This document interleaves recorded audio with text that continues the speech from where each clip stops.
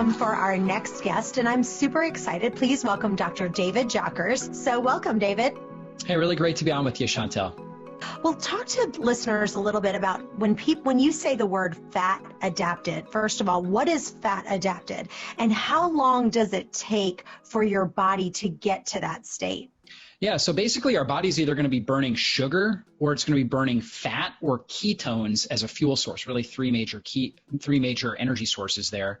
So most of us are primarily burning sugar, and that's because in our society we eat a high carbohydrate diet, and also we eat very often throughout the day. When we do that, we consistently release a hormone called insulin. And insulin is an amazing hormone because it helps prevent against basically advanced glycations. When we have high blood sugar, these sugar molecules bind to proteins and they create glycated end products that damage our blood vessels, our nervous system. You ever heard of somebody with diabetes, for example?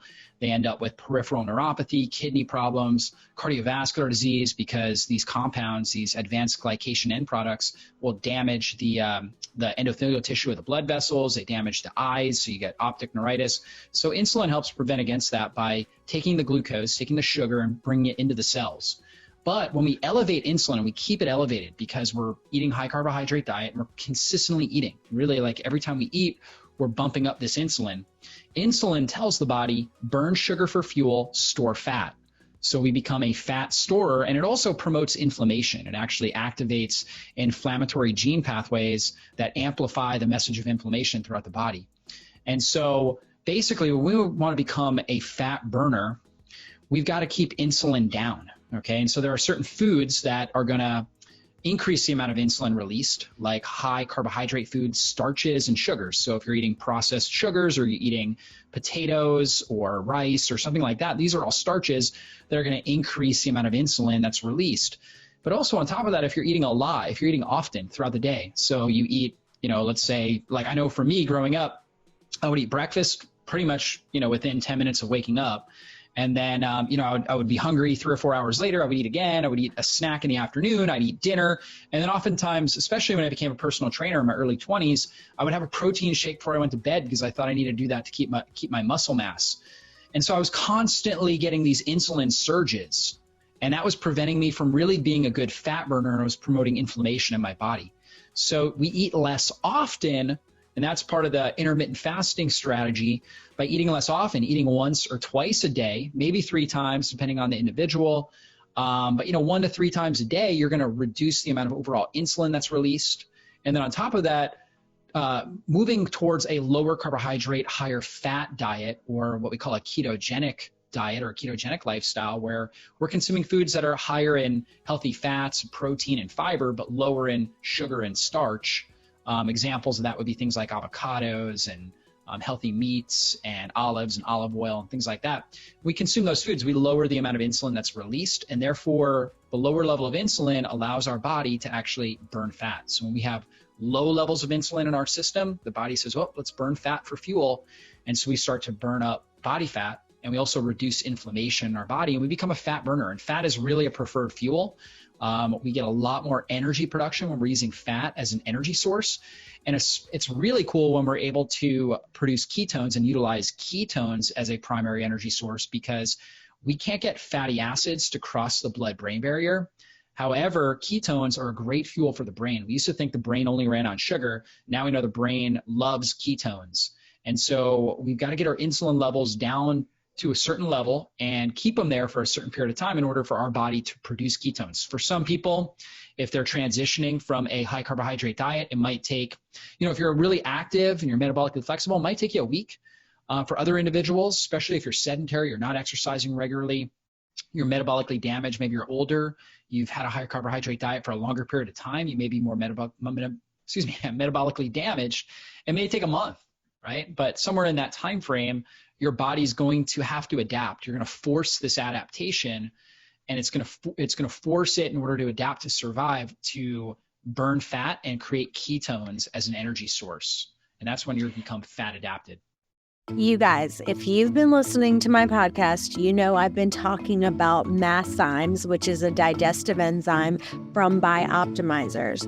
And I want you to know that here's the thing. For me, having a digestive enzyme is a game changer because one of the biggest things that happens to me is I get really tired after my meal if I don't do it, and I have a problem with nutrient absorption. So if you could be eating the cleanest diet ever, but if you're not absorbing it, that's an issue. So this month, they're doing a really great special, and you're going to get a free bottle of the digestive enzymes from Bioptimizers. And so all you have to do is pay a nominal shipping fee. That's it. No other strings attached. It's the best thing ever. So get your free bottle of digestive enzymes. It's called Masszymes. Go to masszymes.com/wasteawayfree and use the coupon code wasteaway10. That's it. So masszymes.com/wasteawayfree. Use the coupon wasteaway10. It's awesome. And becoming fat adapted is going to take longer for someone who's insulin resistant. Talk about that for just a second, and talk about what are the signs that you are fat adapted. Like, what are some things that you go, you know what, now I am moving from burning fat instead of burning sugar. Yeah, absolutely. So if you're insulin resistant, it's kind of what I was talking about there, where you're more metabolically damaged. It's going to take time because you've got to heal your hormone receptors, and your body has to get good at producing the right amount of insulin for the desired response. So basically, when we are consistently eating high carbohydrate foods and we're not moving our body well, when we have toxicity and chronic stress and poor sleep habits and things like that, these things damage our hormone receptors, and our body starts to overshoot certain hormones like insulin, for example.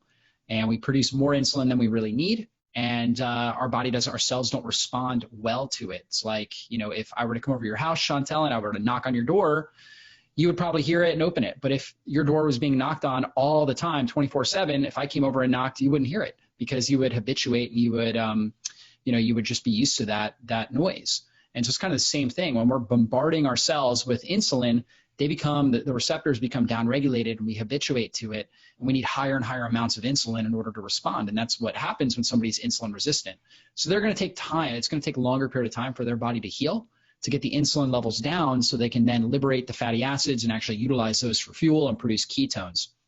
And so the way you know you're fat adapted, I would say the number one strategy, you definitely can do testing, but the number one strategy would be if you're able to go long periods of time without food and feel very mentally clear and energetic. For example, if you can go 16, 18, 24 hours without consuming food, now you're still hydrating your body, but you haven't eaten anything, and you feel really energized, mentally clear, you don't feel anxious, you don't feel irritable, you feel very productive, that's a sign that your brain is getting ketones.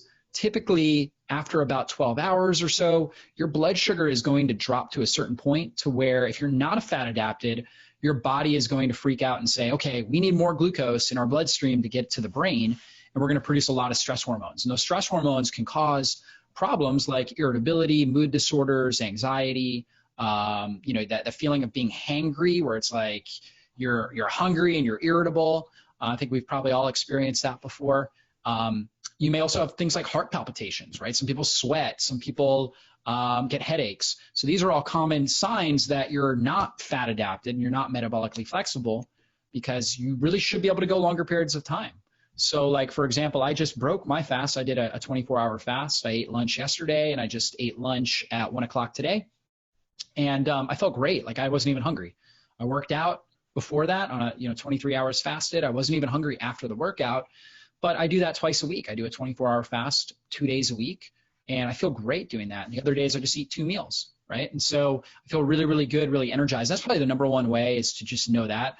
Now, other ways would be, for example, you are, if you're overweight, you will burn fat and you'll lose weight, okay? You'll start moving towards a more optimal weight. Now, if you're like me, I'm not trying to lose weight. Being fat adapted actually helps preserve lean body tissue as well, as long as you're exercising and strength training and things like that. So you'll take on your optimal weight, your optimal lean body mass. You should feel energized throughout the day.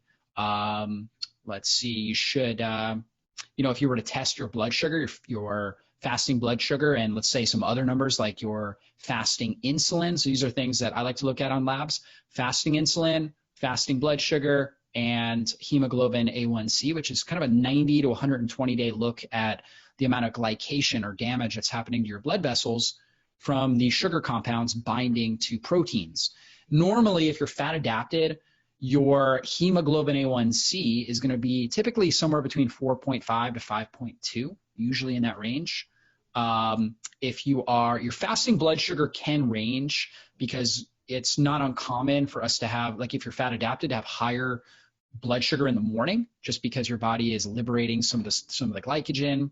You have higher stress hormones. It's not really the best measurement, but for some people, what they'll notice is their blood sugar is, throughout the day, it might be like 60 to 80. Okay. Now, normally, if your blood sugar drops under 80, that's considered hypoglycemia, where you would get these sort of hypoglycemic reactions where you feel irritable, stressed, hangry, things like that. But if you're fat adapted, your blood sugar can drop under 80. Mine's been, 53 before, and, I feel great. I don't feel hungry. I feel really mentally clear, energetic. And normally somebody else at 53, that would be like literally about to pass out. Okay. Mm-hmm. It's a sign you're fat adapted. And then if we're looking at your fasting insulin, so let's say you finish dinner by 8 o'clock, and then you have your blood work done, somewhere between 8 and 10 the next day. Your fasting insulin should really be between 2 and 5. Okay. I'll see a lot of people that will be 9, 10, 20. I've seen people, and you haven't eaten anything. So you shouldn't have high levels like that. So the optimal level should be between 2 and 5. So that's a great test to get. If you're getting fasting blood work from your doctor, ask if they can test your insulin as well, so you can see where you're at. Because some people will have normal hemoglobin A1C, normal fasting blood glucose, but their insulin will be high. And that's a sign they're metabolically inflexible, and they've got a level of insulin resistance, even though they haven't, they don't have the numbers that would say they're pre-diabetic or something like that. They're moving in that direction. So that's a good test to get. Awesome. Well, it's been a pleasure having you on the show. So much fun to talk to somebody who's so skilled and talented about fasting like you are. Talk to people do you have a free gift that you'd like to give to our listeners, and tell people where they can find you and follow you? Yeah, absolutely. Well, I do have my fasting transformation quick start guide, where I really go through everything you need to know about fasting. So it's a great PDF, lots of images and things like that in there. So you can definitely check that out. And you can find me at drjockers.com. I've got a new book out called The Keto Metabolic Breakthrough. It talks all about how to get keto adapted, incorporate intermittent fasting, carb cycling, things like that. So check that out. You can find me on YouTube, on social media, all the different channels. Awesome. Well, thanks again, and stay tuned, guys, for our next guest.